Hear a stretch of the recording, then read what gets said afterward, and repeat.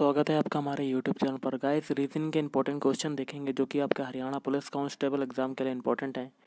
तो video start करने से पहले आप लोगों से एक बात कहना चाहूँगा कि जिन दोस्तों ने चैनल को सब्सक्राइब नहीं किया तो प्लीज़ चैनल को सब्सक्राइब कर लीजिएगा और पास में जो बेल आइकन होता है उसको भी जरूर दबा लें, ताकि आने वाले टाइम में आपको वीडियोज़ की नोटिफिकेशन टाइम टू टाइम मिलती रहे। चलिए स्टार्ट करते हैं आज का वीडियो। डायरेक्शन निर्देश दिए गए हैं, जैसे कि प्रश्न संख्या 46 से 47 के लिए कहा गया है कि दिए गए विकल्पों में से संबंधित शब्द ऑब्लिक अक्षर को चुनिए। ओके, जैसे कि क्वेश्चन है एपीजे अब्दुल कलाम का है विंग्स ऑफ फायर, तो महात्मा गांधी का किससे होगा? मतलब एपीजे अब्दुल कलाम का संबंध है विंग्स ऑफ फायर, तो महात्मा गांधी का आपको संबंध निकालना है क्वेश्चन मार्क की जगह। तो गाइस देखिए, आपको कैसे बताता हूँ। एपीजे अब्दुल कलाम द्वारा लिखित विंग्स ऑफ फायर है, तो महात्मा गांधी द्वारा लिखी क्या चीज़ है? The story of my experiments with truth. अगला क्वेश्चन है, देखिए आईएच का संबंध है आरपी से, तो जीजे का संबंध किससे होगा? आपको क्वेश्चन मार्क की जगह निकालना है, तो कैसे निकालेंगे? तो गाइस देखिए, सबसे पहले पहला अल्फ़ाबेट ले लेंगे। आई से अगर आर बनाना है तो आई का देखिए 9 होता है, आर का होता है 18, तो कितने का मल्टीप्लाई हुआ? 2 का। अब देखिए, मतलब पहले का संबंध दूसरे से होता है, फिर तीसरे का संबंध उसी प्रकार चौथे से निकालना होता है। आई आर का हो गया। अब एच पी का देखेंगे। एच का होता है 8 और पी का होता है 16। देखिए कितने का मल्टीप्लाई हुआ? 2 का मल्टीप्लाई। तो सभी में 2 का मल्टीप्लाई हुआ, तो आगे भी 2 का मल्टीप्लाई होना पड़ेगा। अब जी से हमें अगला बनाना है। जी का होता है 7, तो 2 का मल्टीप्लाई करेंगे तो आपका आ जाएगा 14। 14 किसका होता है? एन का। एन देखिए ऑप्शन बी में आ रहा है, लेकिन ए सी और डी में नहीं आ रहा। अब आगे करने की कोई ज़रूरत नहीं, तो आपका आंसर हो जाएगा ऑप्शन बी। चाहे आप मतलब एक्सपेरिमेंट के लिए कर सकते हैं। जी का देखिए क्या होता है? 10। 10 में 2 का मल्टीप्लाई करते हैं 20, तो 20 किसका होता है? टी का। तो एन टी आपका आंसर हो जाएगा। चलिए अगला क्वेश्चन करते हैं। देखिए अब आपको बताता हूँ।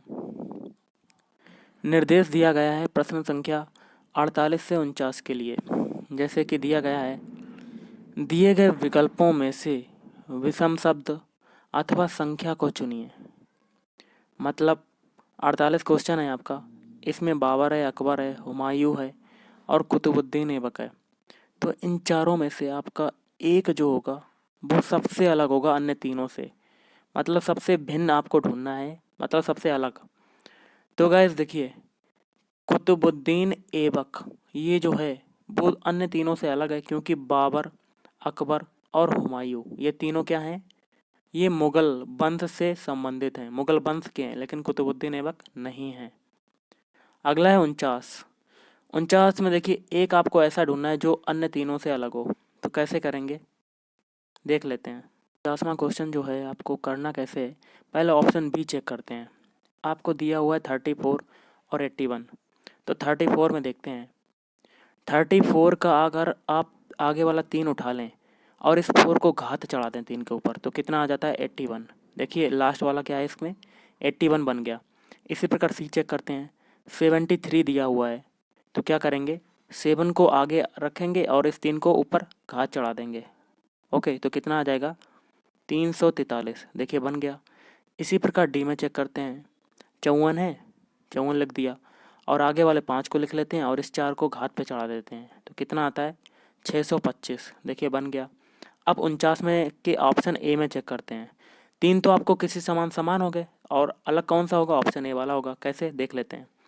51 है, तो 5 ये है और 1 को हम लोग घात चढ़ा देते हैं। आना चाहिए 5, लेकिन दिया हुआ है ये 25, तो सबसे अलग क्या हो जाएगा? Option A. चलिए अगला क्वेश्चन करते हैं। अगला क्वेश्चन है, निम्नलिखित प्रश्न में 2 कथन दिए गए हैं जिनके आगे 2 निष्कर्ष 1 और 2 निकाले गए हैं। आपको मानना है कि कथन सत्य है, चाहे वह सामान्यतः ज्ञात तथ्यों से भिन्न प्रतीत होते हों। आपको निर्णय करना है कि दिए गए निष्कर्षों में से कौन से निश्चित रूप से कथनों द्वारा सही निकाला जा सकता है। तो गाइस देखिए, आपका कथन निष्कर्ष का क्वेश्चन है, तो आपको कैसे करना है। कथन देखिए, कुछ बहुपद, तो कुछ बहुपद क्या है? मतलब बहुपद का कुछ हिस्सा किस में चला गया? रैखिक समीकरण।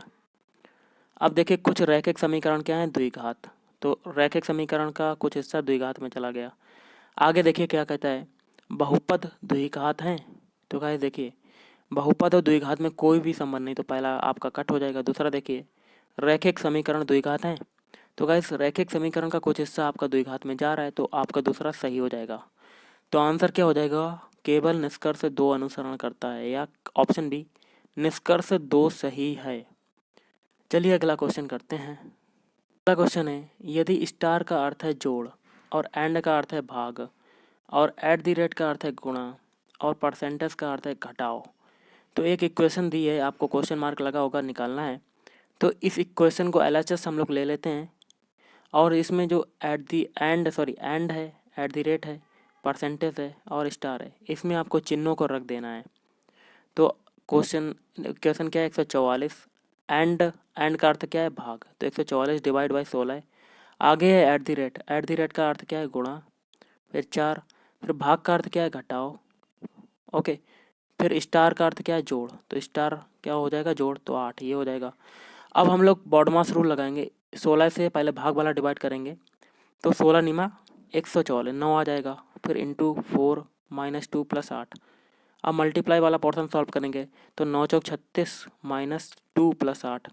अब 8 और 36 को अगर ऐड करते हैं, मतलब प्लस वाला सॉल्व होगा, तो 8 और 36 को ऐड करते हैं तो 44 में से 2 जाएगा, तो आपका क्या हो जाएगा, 42।